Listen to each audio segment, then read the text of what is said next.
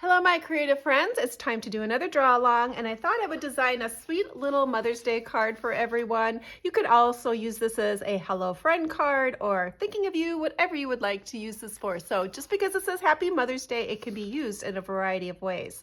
I'm going to be using the paints I'm going to be using are the Paul Rubens paints. I'm going to be using a few of my pink. I love that little pink color, and then this has that fluorescent pink in this little simple set. I'm going to be painting on the Canson watercolor paper is what I'm going to be painting on. And for those who would like some help drawing, you can go over to my Ko-fi page. That's where I have my sketchbook membership, and that's where I have all of the tracers for the paintings I do. So you might want to take that, check that out. The link is going to be inside of the description box. Well, let's go ahead and start. If you're new to watercolor, we always start light and bright and then work our way dark. I'm going to start with a light shade of purple. I'm using the color violet. Now to mix a light shade of color for watercolor, you add more water to your paint, and it's either going to be tea consistency, which is really see-through, or more like coffee. I usually start with about tea and then work my way to coffee, and then when I want it to be even darker, I will add less water, and that's kind of called more like a milk consistency. So those are the three different consistencies, but usually start out with either a tea consistency of your color or a coffee. So I'm going to start with my purples, and I found the areas. I already previously painted one, so I know where my purple's all going. I chose the colors, combination of purple and green. I like those two colors together. And then I did my background in a really pretty shade of yellow to complement that purple color. And in the tummy where all the flower designs are going to be, I just kind of switched up the colors and really just added a little bit of pinks and some rose colors, added a dash of orange because that's going to pop out really, really well inside of there as well too. So I just kind of picked a combination of colors. The background in my owls are going to be blue, and that's going to be a complementary color to some of those other pops of the color I'm putting on. When I designed the card, I wanted the mama to have most of the interest, and then those two little sweet babies behind her to have less interest and less intensity of their colors as well. So when I go to paint the little owls, I'm going to be using less layers of intense color, so maybe 2 layers of coffee intensity of color, using the same colors, but just adding that extra layer. Watercolor is translucent, so you're going to see all of those layers of color building on top of each other. If you're used to painting in acrylic paints, watercolor is going to be completely different. You have to take the time, you need to put your layers on, let them dry, and then add more layers on top. And each of those little individual layers are going to play on the ones that you previously had on there.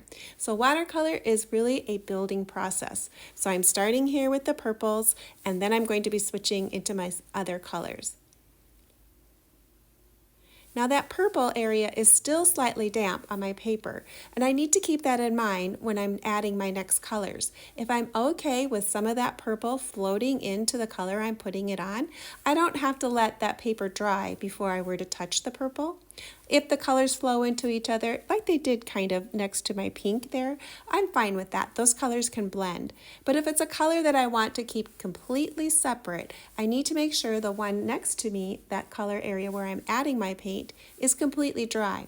Watercolor always wants to flow where the paper is wet, so keep that in mind when you're adding your colors. These colors inside of the tummy area really do kind of blend together. I'm using shades of pink, shades of rose, and those ones are going to play well.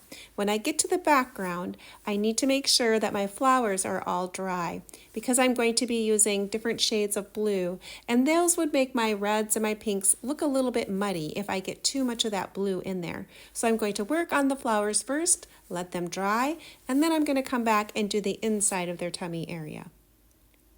And that's how I basically set up all 3 owls. The processes are the same, layering your colors, adding them on. So I'm going to go ahead and speed the video up here, and you can watch as I put them on. As the video moves along, you're going to notice that my colors start to lighten in color. Watercolor always dries lighter. It's just the opposite of acrylic paint. So in this process, I just keep an eye on my color. I know I'm always going to be adding more than one color, especially on these pieces to get the interest of depth in my picture. I may add darker colors, but another way that you can add more color to your picture is to use the exact same color you just used, but add a little less water, or even the same amount of water. By layering on the color, that's where you're going to get the depth in your picture. The paper I'm using, Canson Watercolor, is still considered a student grade paper. It's not 100% cotton, so it does dry fairly quick, so I'm able to see my colors, what's happening, a lot quicker. If you're using a paper that has more cotton in it, your paper is going to stay more wet longer. You're going to be able to achieve different looks with 100% cotton paper than you can with the student grade. But I find the Canson brand a very workable paper. I paint a lot, so I don't have to feel like what I'm painting has to be a masterpiece every time. I can use the Canson watercolor paper, practice, and see what the colors I can get that way. I'm not saying not to buy 100% 100% cotton watercolor paper and practice with it. It just really does behave differently than what the student grade watercolor papers will. I often encourage people, pay just a little bit more money for your watercolor paper. Paper really does make a difference, and buy the watercolor that you can afford.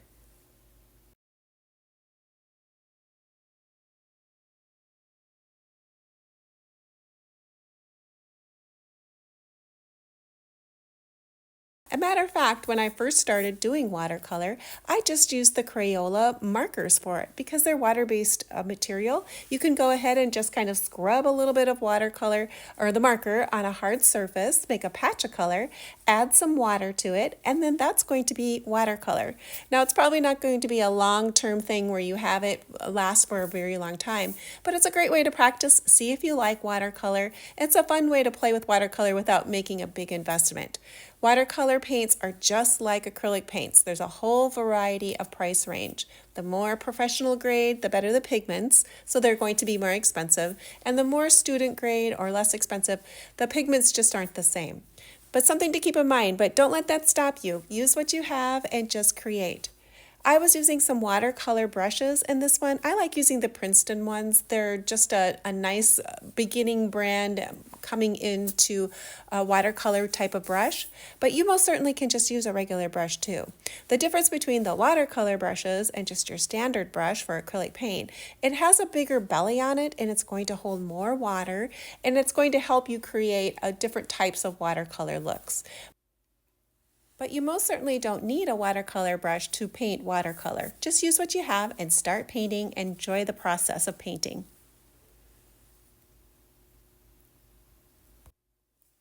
Well, let's go ahead and talk a little bit more about some of the colors that I'm using for this painting.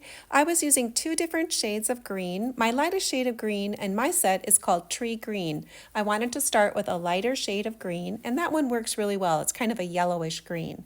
And then on the top of it, just on the one side of the leaf, I added the color called Hooker's Green. It's one of my favorite shades of green, and I highly recommend if you buy a set, if you have that color of green in your set, you're really going to use it a lot. But I wanted a light side of my leaf, and then I wanted a dark side of my leaf. And some of the pinks and some of the rose colors that I'm using inside, I'm using a color that's called Scarlet Red, which is a nice shade of red. It's a little harder to make a soft pink out of that color, but you can water it down and get some type of pink look to it. Also, a cadmium red light was another color that I used in those little hollyhock-like flowers on those as well. Those are some of the colors I used, and then madder red, which is kind of a purplish red. That was another color that I chose as well. And then I'm going to see right here, I'm starting the blue shades. I started with just kind of a lighter shade of blue in my set, which is called Sky Blue, and I layered that on, and I let that dry, and I was going to be adding in a little bit darker blue called Payne's Gray. And I've talked about this color before. It's one of my favorites. It's like a navy dark blue with some black in it. It's a very beautiful color, and again, if you buy a better set of paints, and if your set can include some Payne's Gray, you're going to use that color a lot as well. Hopefully you're being able to see how the layers are making the difference. So even though I had some of those purple areas done, I'm adding another layer on top and another layer of the blue. So I'm hoping that you can kind of see how the picture is coming together by adding those next layers of translucent colors over the ones I already have there.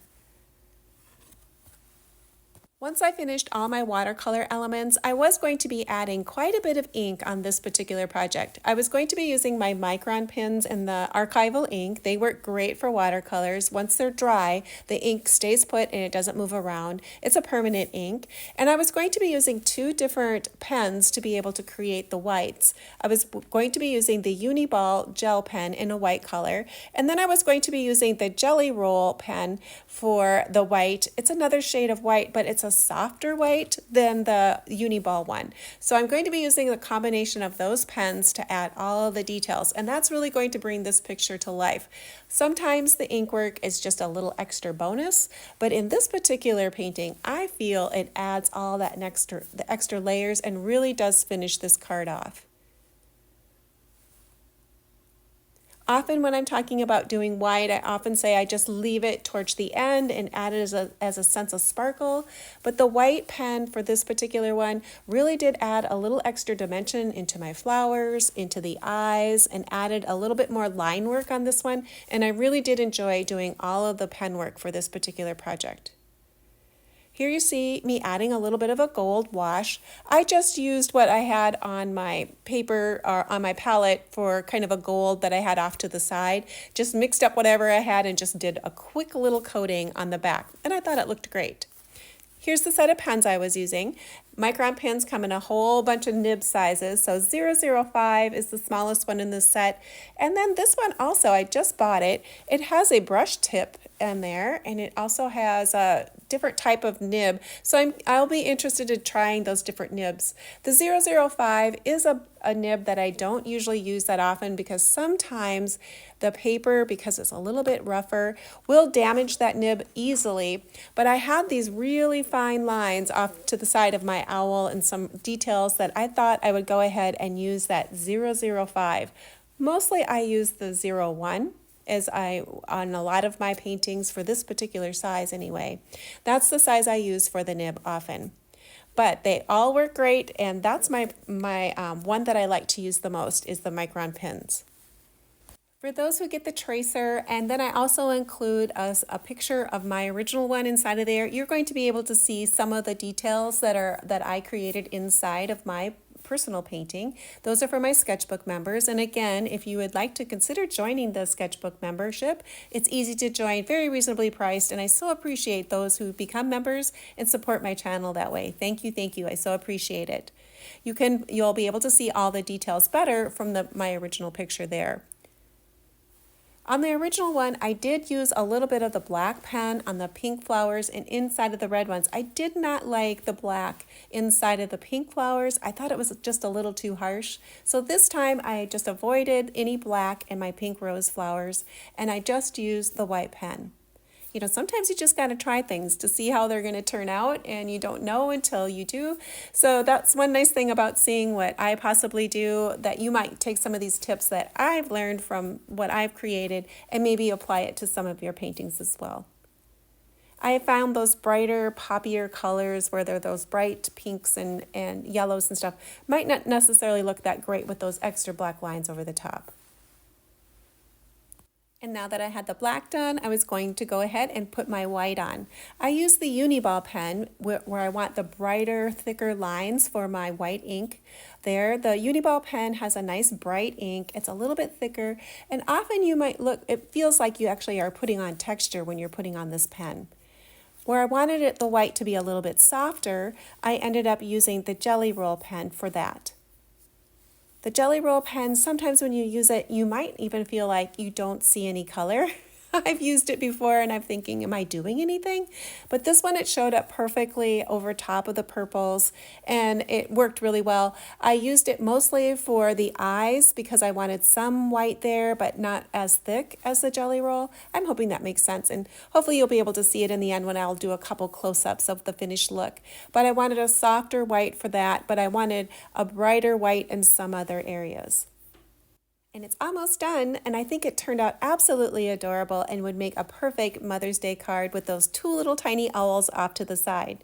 Even if you don't give it as a card, it makes a wonderful, fun painting to create. Well, let's take a close-up of what this looks like. If you enjoyed watching this owl tutorial, here's a couple more videos you might want to check out. Well, thanks for joining me for today's tutorial, and hopefully you'll come back and join me again, and perhaps next time you'll create right along with me.